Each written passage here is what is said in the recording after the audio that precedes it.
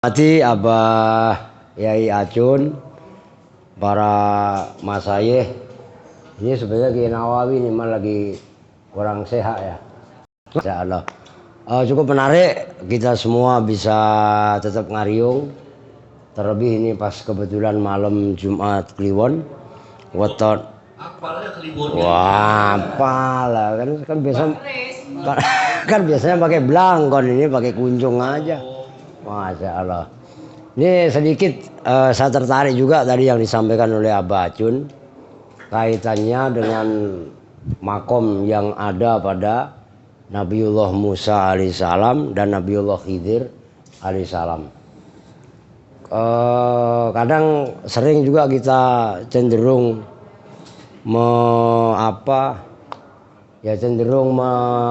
menyepelekan gitu ya makomnya Nabi Musa, kemudian mendukung sepenuhnya makomnya Nabi Khidir. Padahal kan sebenarnya enggak begitu. Wilayah Nabiullah Musa adalah wilayah syariat. Nabi Musa protes terhadap Nabi Khidir kaitannya melubangi perahu, kaitannya membunuh anak-anak, kaitannya merubuhkan rumah. Nah, itu kan memang wilayah syariatnya seperti itu, kan gitu. Nah, adapun level Nabiullah Khidir alaihissalam, ya memang makomatnya beliau memang udah sampai pada wilayah seperti itu. Maka kedua-duanya hendaknya kita bijak kaitannya menyikapi, karena masing-masing mempunyai makomat, mempunyai makom, mempunyai pangkat. Nah, kalau makomnya Kang Doli umpamanya, kalau Kang Doli suruh ngomong syariat kadang-kadang berat. Kalau Kang Doli bahasanya sarengat, lamun sare etana jengat, nah, kan gitu umpamanya Kang Doli ya. Jadi ya udah makomnya umpamanya Kang Fadoli. Tadi Bang Adil barusan rendeng, wah ini rujaknya Doli ini, mon kasihan Doli kalau musim hujan katanya gitu, rujaknya kagak laku katanya gitu tuh. Lah iya, makomnya Kang Doli ya udah jalankan sebagaimana mestinya. Nah kan gitu. Cuman bukan berarti makomnya Kang Doli kemudian menafikan berdoa. Ya kalau saya boleh minjem bahasanya Mbak Yai Sobirin, oraet labora. Loh kan gitu. Bekerja sambil berdoa. Kan sesuai makomnya masing-masing. Ya memang yang sampai kepada level Nabiullah Khidir itu kan sangat-sangat terbatas. Umpamanya saya paham makomnya ini kan saya dadang tadi kan pakai apa udeng tadi ya, mana udengnya? Imamah. Kalau orang-orang disebut al-mursyid, kalau saya punya sama saya dadang murbaut.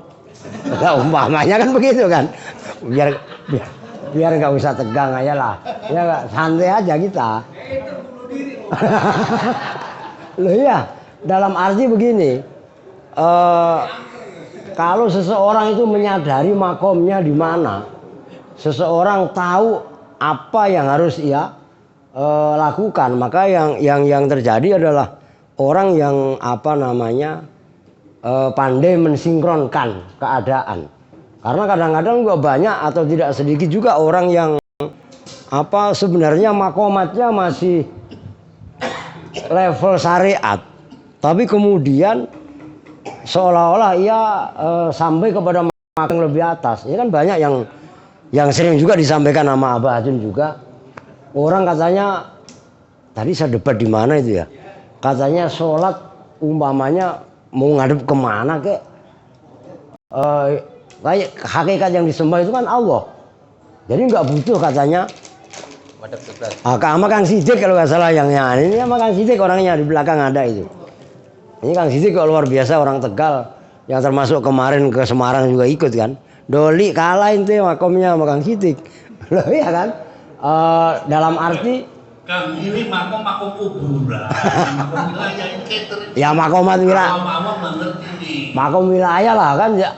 Abah Acun udah mulai kaitannya ma'rifat. Kuburan. Iya, tadi kaitannya sufi kan. Ya saya kira ya bahas kalau saya sendiri adalah orang yang sufi. Kan tadi udah saya sampaikan bukan saya orang tasawuf, bukan. Sufi suka ngopi kan gitu. Itu dia. Oh, jomblo diem aja lah, orang jomblo komentarnya enggak ya. Masya Allah. Itu diantaranya. Kemudian apa yang bahasa tadi saya tertarik sama bahasanya Mbak Acun itu kayak kotko mati sholah itu ya. Ini kan kalau orang-orang biasa di pesantren sih udah biasa lah. Maknanya kotko mati sholah tadi disampaikan pasten tapi maksudnya adalah presenten kan gitu, madhi tapi maksudnya mudhore. Nah, kalau dalam bahasa retorika, bahasa balaghah kan litahaqquqil wuqu'. Nah, kenapa redaksinya? Ini bahasa yang apa mungkin kalau di pesantren-pesantren tradisional sih udah biasa. Tapi untuk wilayah-wilayah seperti Soko tunggal nggak ada. Ya, ngomong aja soko tunggal. Nah, iya. Di antaranya soko tunggal, soko guru atau apa kan sering gitu ya. Masalahnya kalau Jabodetabek lah ya, kecuali di Bogor. Kalau Bogor mungkin masih banyak yang apa namanya salaf ya, dalam arti salaf seperti Mama Falak Pagintongan segala macam. Tapi selebih dari itu kan cenderung modern.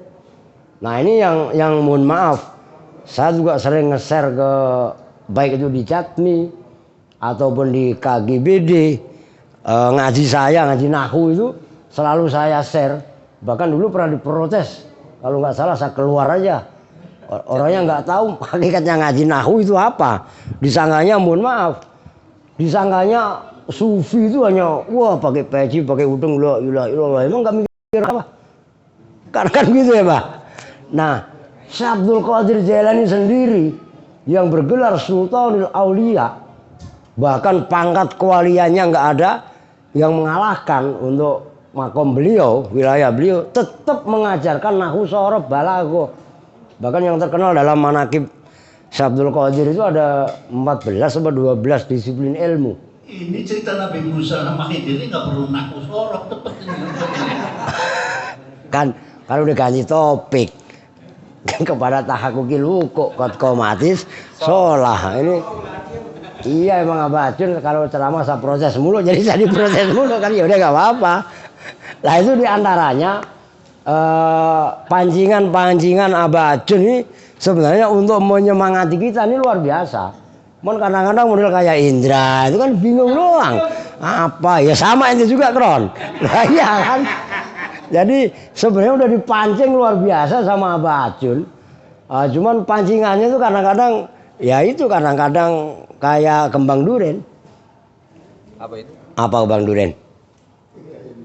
Delongok. Lah iya kan? Kembang duren kan. Lah iya kan? Delok. Masya Allah. Ya mungkin inilah. Nanti insya Allah saya harap beliau ini juga alim ya. Kiai Nawawi juga kerennya luar biasa. Mungkin ya ini mah intermezzo aja lah. Daripada saya ngantuk. Nanti insya Allah disempurnakan sama Kiai Nawawi. Lebih kurangnya mohon maaf. Oh saya lupa. Mohon doanya. Ini mumpung ada Abah Acun. Akhir Januari ini. Insya Allah saya mau kedatangan 20 anak Kupang. Yang usianya masih SD SMP ya. Ini sampai live ya? Live. Oh enggak. Rekaman. Oh rekaman live enggak? Oh ya nggak apa-apa. Ya ini yang jelas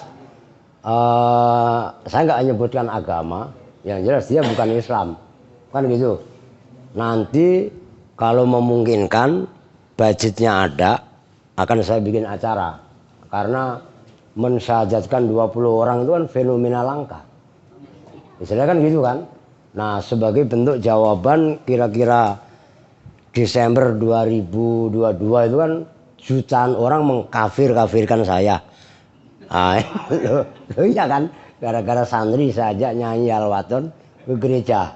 Nah itu saya jawab dengan, saya nggak mau jawab pakai mulut capek, tapi akan saya jawab, saya buktikan dengan tindakan. Maka jamaah nanti umpamanya ada, nah Batun tuh sekali-sekali diajak ke sana, ntar saya transportin, tenang aja lah, udah siapkan nggak khawatir. Lah iya kan, wah ya kan gampang lah, ada udah ya kan, tinggal ngecek, oh udah transportnya Batun lah siap kan, paling gitu kan. Nah lah iya kan, Adi udah beliin rokok tadi. Ya. Insya Allah kalau berangkatnya dari Kupang itu tanggal 24 ya, hari Rabu. Kalau naik kapal laut itu asumsi antara 5-6 hari. Maka saya Kupang TTS Timur Tengah Selatan NTT, itu sampai sini antara tanggal 29-30 lah, taruh akhir-akhirnya itu tanggal 31 Januari ya. Mohon doanya juga biar perjalanannya juga lancar, selamat, karena kondisi kapal laut, cuaca laut juga lagi kurang menentu. Insya Allah kalau impikan di Al-Aziz, nah ini sebagai jawab respon juga dari Abah Acun. Di Al-Aziz di tempat saya di Bekasi itu setiap tahun akhir, taruhlah pertengahan ruah, itu ada imtihan, anak-anak santri tes baca kitab. Yang wilayahnya hafalan ya hafalan. Nah itu nanti akan saya adakan tanggal 25 Februari. Makin yang membuat saya keder, apakah acara mengislamkan anak-anak tadi saya adakan barengan, tapi kan nggak mungkin kelamaan kan. Kalau saya buat beda-beda, akan masalahnya budget. Kan itu masalahnya. Ya tapi coba nanti lihat situasi dan kondisi lah. Tanggal 25 itu yang pasti untuk acara imtihan anak-anak santri tes baca kitab. Dan mohon maaf, Al-Aziz juga bagian daripada Soko Tunggal. Bahkan nama saya itu kan Mukorobin Al-Aziz ST. ST itu kan Soko Tunggal. Yang bikinin juga dulu Ustadz Latif waktu sama Rudi. Ya. Nah itu tahun berapa itu? Pengen deket aja sama Soko Tunggal. Bukan lah. Memang seperti itu, Pak. 2009 waktu dulu datengin Gus Dur kan. Nah, apa namanya? Jadi lupa saya dah mau ngomong apa tadi. Lupa saya. Ya, pengislaman. Nah, ya, kalau budget sih gampang insya Allah lah. Walaupun bagaimana. Maksudnya gini. Al-Aziz juga termasuk mewakili pesantren-pesantren dari Baksul Masail yang ada saat ini ada di Gedongan Cirebon. Nah itu ada santri Al-Aziz yang datang untuk Baksul Masail. Dalam arti kan sebagian besar udah pada tahu Al-Aziz. Lokasinya juga masuk mobil juga enggak. Ya kan? Pesantren nah iya pesantrennya gue seupil, tapi alhamdulillah di kota Bekasi diperhitungkan. Wah iya, kan sombong-sombong dikit nggak apa-apa kan? Iya kan? Termasuk mewakili. Kapan lagi sombongnya? Lah kan gitu. Nah sekarang ini lagi Baksul Masail di Cirebon. Nah ini maksud saya nyupot banyak pesantren yang jauh lebih besar, yang lebih lama. Cuman konsistensinya untuk mempertahankan kitab kuning itu udah nyaris rapuh.